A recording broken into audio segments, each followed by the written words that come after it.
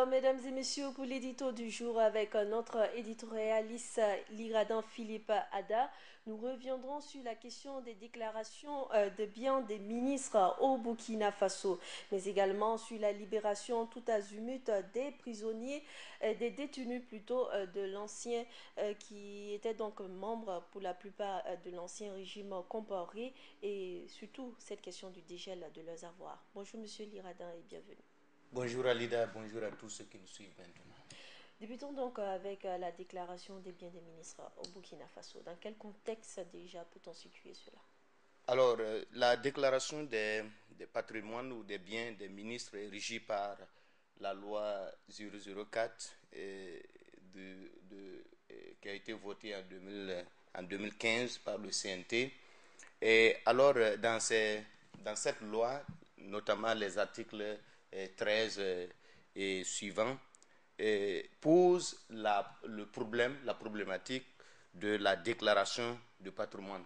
Et cette déclaration est faite selon la loi au greffe du Conseil constitutionnel. Et une copie est transmise à l'autorité supérieure de contrôle de l'État et de la lutte contre la corruption, l'ASE-LC. Alors cet acte, c'est une obligation faite par la loi à tous les ministres en fonction ou en début de fonction qui doivent déclarer leurs biens, doivent montrer le patrimoine qu'ils possèdent ou tous leurs biens qu'ils possèdent. Et cet acte se passe dans un contexte où le souci de transparence est plus que jamais une réalité, une exigence même pour les gouvernants. Le souci de transparence et de la lutte contre la corruption et l'enrichissement illicite. Donc, il y a également la question de bonne foi. Oui, tout à fait, de bonne foi, parce qu'il n'y a pas de bonne gouvernance sans bonne foi de la part des autorités politiques du pays. Donc, tous les ministres qui entrent en fonction et désormais doivent déclarer leurs biens au Conseil constitutionnel.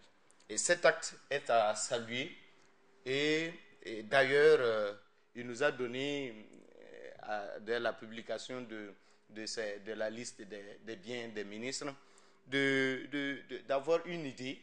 Cela nous a donné une idée de ce que sont nos ministres réellement.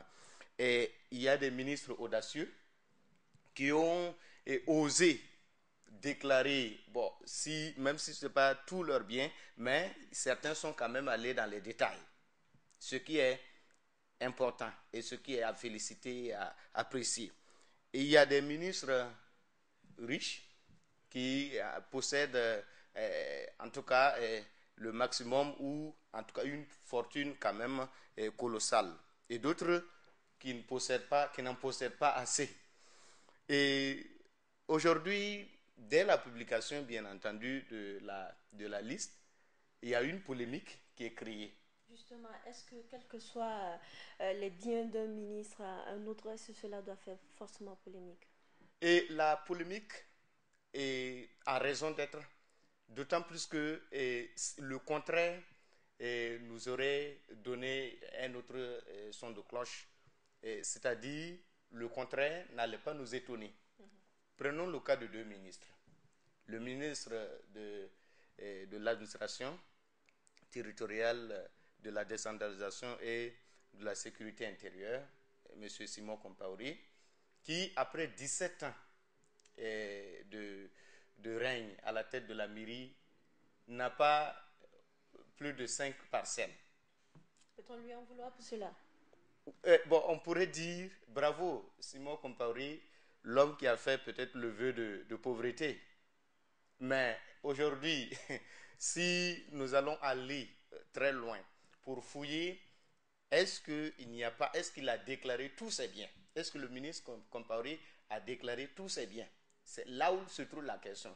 S'il a déclaré tous ses biens, d'autant plus que nous savons aujourd'hui que les gens ont des prête-noms et ils ont la possibilité de ne pas déclarer ou de donner leurs biens à d'autres personnes faisant croire que ces biens appartiennent effectivement, évidemment, à ces personnes.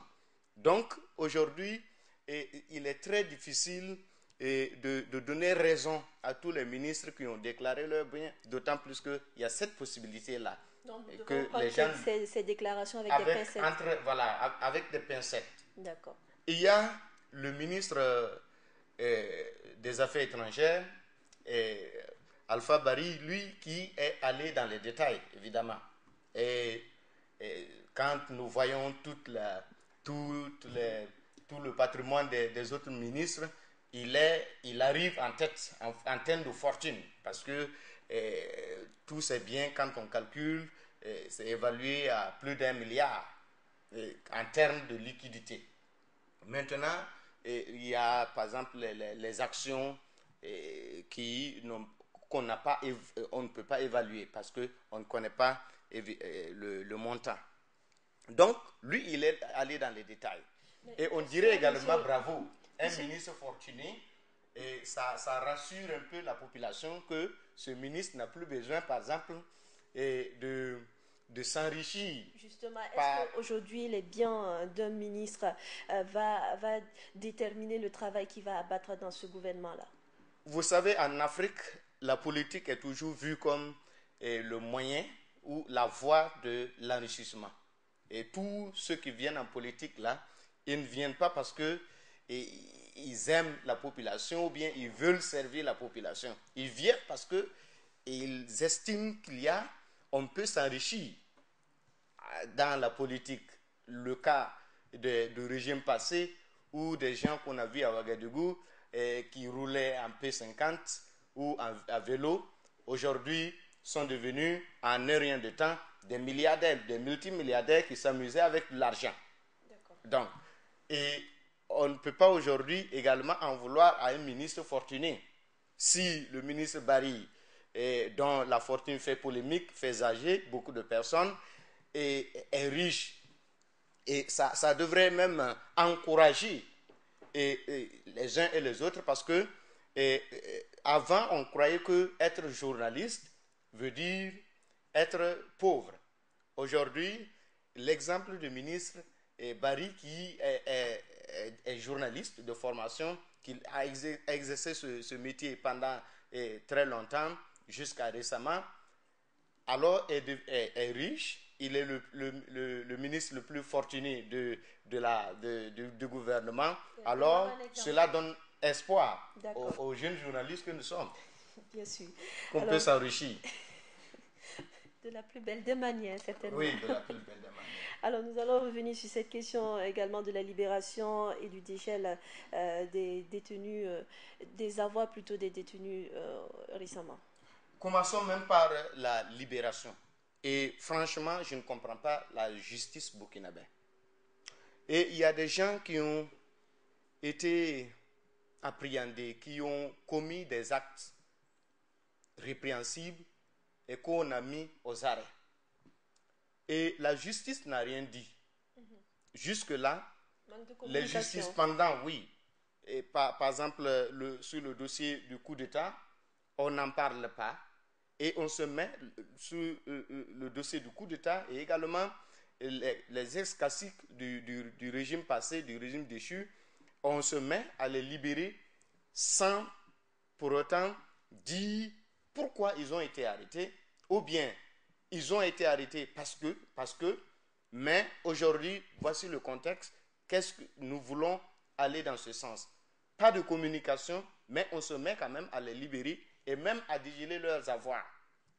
Bon, est-ce qu'il y a une... justice, finalement? Hein? Pensez-vous qu'il y aurait justice finalement? Oui, c'est un problème. Il faut qu'il y ait justice, bien évidemment. Je dis, si le motif de la libération, parce qu'il y a eu d'abord des arrestations en cascade, encore des libérations en cascade, si ces libérations-là, si le motif est la réconciliation, la recherche de la réconciliation nationale, je dis quand même, la justice, il y a une double vitesse qui ne dit pas son nom, parce que on ne peut pas juger certains des voleurs de poulets, et ceux-ci, ils ont volé des millions, voire des milliards, et on se permet de les libérer, et Donc, un même manque de preuves. leur donner, mais que la justice communique quand même. D'accord.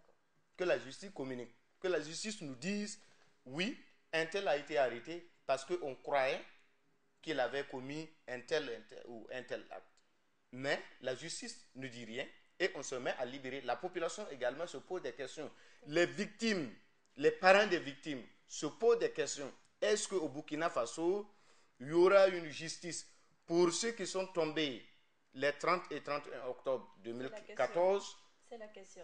et tous ceux qui ont vu leur argent volé, l'État a été spolié. D'accord. Est-ce qu'il y aura justice? C'est la question. C'est Merci, la question. monsieur Liradan Philippe Ada, d'être passé sur ce plateau. Mesdames et messieurs, c'est donc fini pour l'édito du jour.